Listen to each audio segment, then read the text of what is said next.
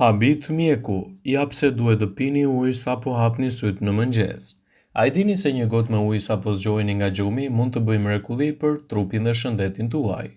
Pas disa orësh gjumë, trupi është i dehidratuar dhe i pari veprim që duhet të bëni është të jepni ujë organizmit.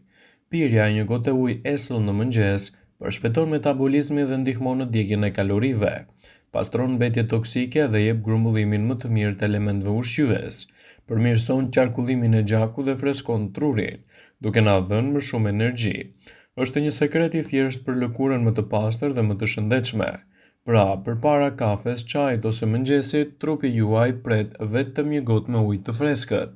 Një zakon i vogël, por me përfitime të mëdha për shëndetin dhe bukurinë.